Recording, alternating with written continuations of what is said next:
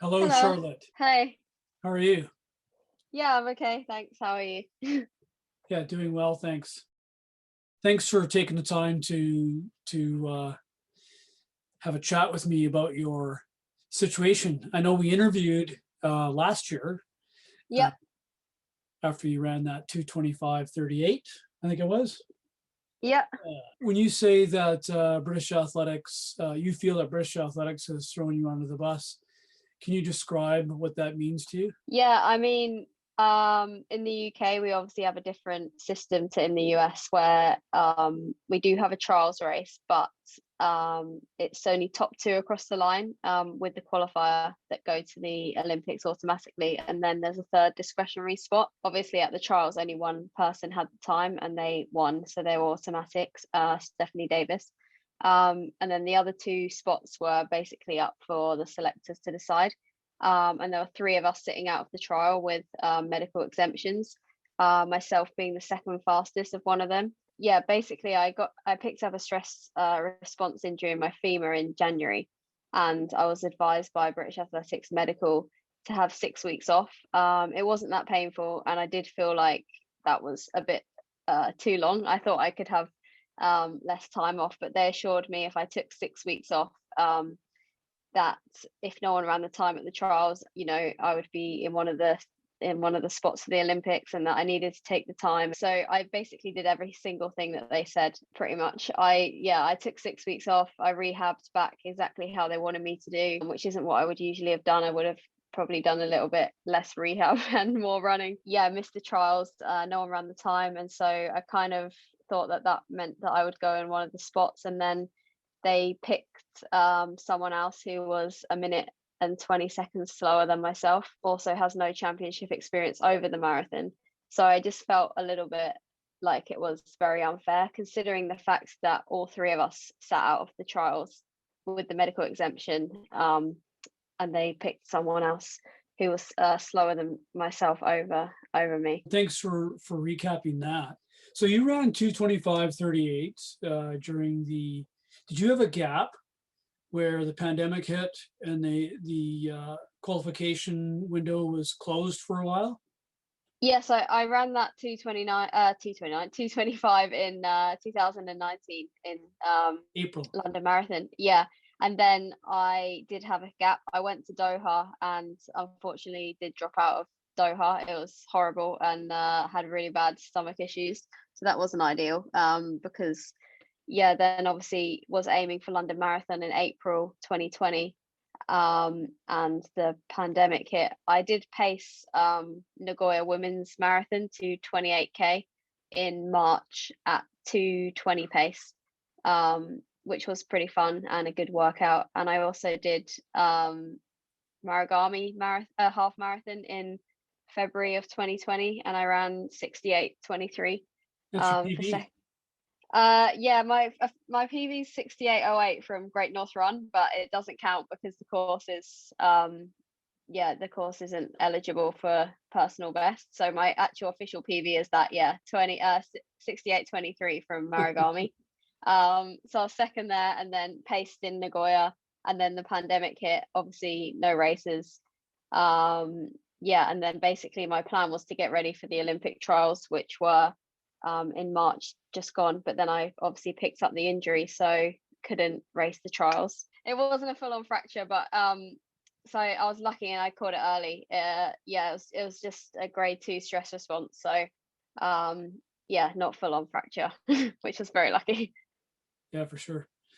So you got over it. You're running over 80 miles right now. Yeah. Yes. I'm confused. There's England, British, and UK athletics. So who did you have to appeal to?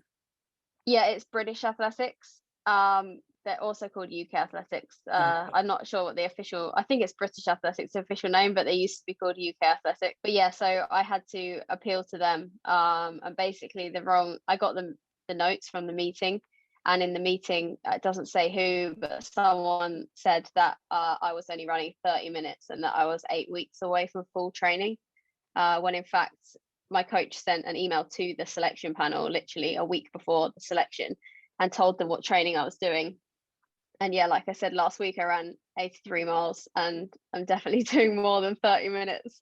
So I just felt when I read that it was really unfair, because obviously they're not going to probably select an athlete who's not going to be back into full training for 8 weeks, because that only gives you 10 weeks to the Olympics. But the fact is, I'm not into, well, I would say 83 miles is quite a lot of training. When I'm marathon training, I do about 100 to 110 miles, but I mean, I'm doing a lot of training at the moment. So Would you guess that they're hedging their bets, that you're not that far, you're not back to 110 miles yet, and that perhaps the femur um, stress reaction could rear its head again? Is that what they're up to? I don't think so, because I had it rescanned and it shows that it's fine now. And I also had the 6 weeks off that they recommended that I had, which we felt was more than enough time. And I have had no symptoms from it from literally week 2 of the injury. So I feel like that's a poor excuse if that's their excuse. But I think just the fact that wrong information was given at the selection meeting is quite key, really, because yeah, like I said, they were basing their selection on not fact. So I just find it a bit unfair. Yeah, that sounds unfair. And then, so when you presented this, and then you Yeah. cited Nic Bideau's email the week prior to the hearing, what was their reasoning for not taking that evidence that you were back to pretty much full training almost? So yeah, that's another thing. I haven't heard back from them. So I got told I wasn't selected on medical grounds, and that the reason, they didn't really say the reason, they just said medical grounds. And then I read the notes in the selection meeting, made the appeal. I only had 24 hours to make the appeal, sent it off. And then like 3 days ago, I heard that my appeal was rejected and they still haven't provided a reason why. And it's been, yeah, like 2.5 days now. So I kind of just, I don't really know is the answer to that question. Obviously Nic Bideau spoke to a couple of people from British Athletics and tried to get in contact, but we haven't really been given any clear answers, to be honest. I'm saying this, not you, but certainly they could be planning their strategy on how to respond to the reason why, on medical grounds, that they rejected you. So they've got time and space to do that. But for you, what would be your next course of action if they come back and say, this is what we believe, and this is the decision we've made, and it's final? What's your next potential course of action? Obviously my main aim now is to get back racing, and get back fit, because well, I feel like I'm pretty fit now, but I need to get back racing. It's been a while, and that's my main aim, because obviously I love to race and I love to run. So putting the Olympics aside, like, that is my main aim, regardless of this whole situation. But with the situation, I feel like I've done everything that I can do so far. I mean, I did feel as soon as I put in the appeal that it was going to be rejected, because they announced the team at 9 a.m. the day after they told me I wasn't selected. And my coach Nic, he actually asked them, he said, why are you going to announce the team if there's an appeal process going on? Because it's not fair, one, on me, and two, on the other athletes selected, to announce the team and then for there to be a appeal. It's just really not fair on anyone. So I don't really understand why they did that either, because it made me feel like as soon as I did the appeal that it was gonna not be successful. So yeah, I'm not really sure what I'll do next. I mean, I do need to find out obviously the clear reasons why the appeal is rejected. Or is that it? When they make the decision, it's final? I'm pretty sure that it is final. That's the process is, yeah, you get selected or not, and then you have a chance to appeal, and then I mean, I'm pretty sure that after that, if your appeal is not successful, then that's it. I think you said something to the effect that they led you to believe that you were on the team. What evidence did they provide that led you to believe that you were on? Yeah, it was obviously the fact that I was second fastest qualifier obviously left me in a good position, and the fact that, yeah, we all three of us that missed the trial did have the medical exemption. I felt like it was a pretty level playing field in that respect. I was just led to believe that if I followed their medical advice, I had to go to like certain rehab places and do all this rehab that not that I didn't want to do, but it was more excessive than I would have done, to be honest. That just led me to believe that they were trying to get me ready for Tokyo. And then, like, I even have messages on my phone from the medical staff saying that they want me to miss the trials to be in shape for Tokyo. That just led me to believe that, if no one ran the time at the trials, that I would be in the team. So you have messages, written messages, text as you call them, saying that they want you to miss the trials so you can be in shape for Yeah. Tokyo. You have that. Yep, I have WhatsApps on my phone from physios and doctors saying that they had advised me to take 6 weeks off for this injury. They would give me a medical exemption for the trials, and they want me to miss it, and that I can be in performance shape for Tokyo, is their exact words. So personally, that leads me to believe that I have a pretty good chance. And then to hear that the wrong information has been relayed at the meeting, just like I said, it feels like you've been thrown under a bus, because you get led to believe one thing, and then the other thing happens, and the evidence is just completely wrong. So that's where I find it really unfair. So who was it that said to you, was it at British Athletics, or wrote it, we want you to miss so that you're in shape for Tokyo? Was that a member of British Athletics? Yeah, the British Athletics medical team. When my injury was diagnosed in January, that's the messages that I have. I also did have a meeting on Zoom with my coach and the head of British Athletics, and the physio was on the call as well. And we discussed the fact that it would be stupid for me to try to run the trial, because it might set me back for Tokyo, and that it would be in my best interest to focus on getting ready for the summer and not to rush back for the trial. So you follow this directive from British Athletics. I know when we interviewed back in 2019, your goal was to run the trials. Yeah, 100%. Yeah. Yeah, so my goal has always been to run the trials. My goal was never not to run the trials. I refused to drop out of the trial race until the week before, because I still in my head really wanted to make the start line. And I mean, it wasn't ideal, obviously missing time off in January, but I still felt like I'd had a good block of training before that. And, I'm not saying what I could have done at the trials, because I don't know, but I would have given myself a shot to run in the trials. But like I said, I was given information that I should miss it and focus on getting fit for the summer. So I took their advice, really. You had mentioned seeking legal advice, or an article mentioned that you're seeking legal advice. So are you talking to a lawyer at this time? Yeah, so someone from the British Athlete Commission put me in contact with a lawyer, and so they're looking over the case and the meeting notes and all my evidence. And I'm yet to find out what's going to happen about that. But yeah, as of today, they are looking over that. Steph Twell reached out to you at all about this? No, we don't really speak, to be honest. And I haven't actually spoken to any of the third-party athletes. I just, like I said before, it is a bit awkward, obviously. And it was never anything against them. It was more against the system and the fact that I feel it's been unfair. So haven't reached out to them. They haven't reached out to me. I feel like my anger is generally just directed at British Athletics right now.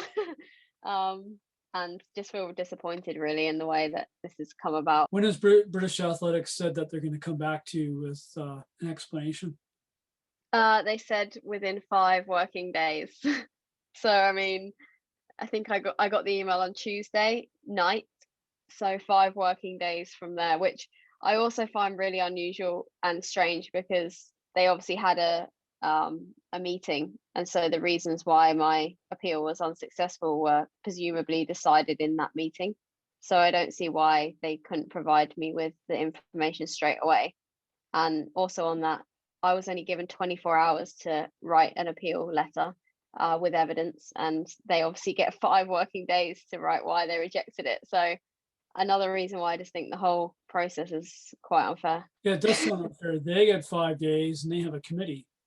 Exactly, and a lawyer, and we are not allowed a lawyer, and we're not allowed to speak to the media or anything, and we're only allowed 24 hours. But I literally was not allowed to speak to any of the media before I found out it was rejected on Tuesday.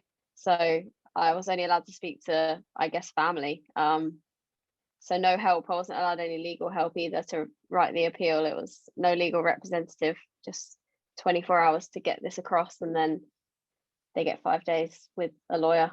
So you're going to find out on Tuesday the reasons why they decided to not select you for the team Yeah, in Tokyo. yeah. Generally speaking, how does it feel to not be selected, having run the second fastest time and being the fourth fastest British woman ever in the marathon? It feels pretty tough because obviously I've been thinking about this running in Tokyo now for 3 years. And when I did run that 2:25, and it was actually a 10th place in the London Marathon, which also counts as a qualifier, I thought that pretty much would secure me a spot on the team. Yeah, I don't know. It just feels like something you've been working towards for the last 3 years has been taken away. But obviously, like, I've learned a lot along the way, and there's other aims that I do have. So it's not like the end of the world, but it's pretty disappointing. Let's say Tuesday comes, they go, yeah, we're sticking to our guns, or you're not in. What are your marathon plans then going forward? Yeah, well, I definitely like to run a full marathon. So I'm not sure which one. Probably London Marathon because it's definitely my favorite one. Try to run a fast time there, and then focus on next year. Obviously, we've got 3 major champs next year: Commonwealth Games, European champs, and World champs. So my next focus will be on next year after this. Trying to run a fast marathon, just get back racing on the circuit, and pick up from where I feel like I left off last year, really. If you had to choose only one, which of the 3 international marathons would you want to run? What, for the champs? Yeah, so the Commonwealth, European, Oh, and Worlds. I feel like I have unfinished business at the World Champs because last year just obviously didn't go very well. So I would like to run the World Champs and finish high up there. I was 13th in 2017, so I feel like I can break into the top 10. That would be a big goal of mine. Europeans as well, obviously, is a big goal, but I just feel like the World Champs would be something that I would love to run well at. For the especially track and field portion of it, it's the Olympics without all the other sports. It's the same level, isn't it? So Yeah, exactly. Yeah. So you got that fighting spirit. Yeah, definitely. Still got a few more years left in me. Oh, for sure you do. And then of course you have another Olympiad in a short one, Exactly. just a 3-year break. Exactly. Yeah. So, I mean, hopefully, if I don't make that one, I make that. I mean, this one, I make that one. Well, Paris is in the same time zone, so Yeah, exactly. Yeah, just not too far away. the next London's in the fall, though, isn't it? Yeah, it's 3rd of October, I think. So yeah, that would be my next big goal, I guess, if I didn't go to Tokyo, which isn't a bad thing. I mean, I love London Marathon. Yeah. Is it going to be on the London course, or would it be at St. James? No, I believe it's going to be the full London course, so that will also be good back there. That'll be great in your Yeah. hometown, fast Yep. course. Yep. There's still time between, let's say you're out, there's still time for you to do other stuff. Are there half marathons you want to race and make a few bucks at, sort of thing, and travel to? Yeah, definitely. I mean, I guess once I'm back fully fit, then once I'm back racing, I can just build upon each race really and look for good races and get on back out there. So I guess I'll just leave that up to my coach to decide. But right now, I am looking forward to getting back racing. So hopefully get a racing soon. Well, bang off a 66 and then go to London and get a 2:23 or something like that. That would be good. Show them. Thanks. Well, again, thank you for this, and good luck with your seasons coming up. Thanks. Thank you.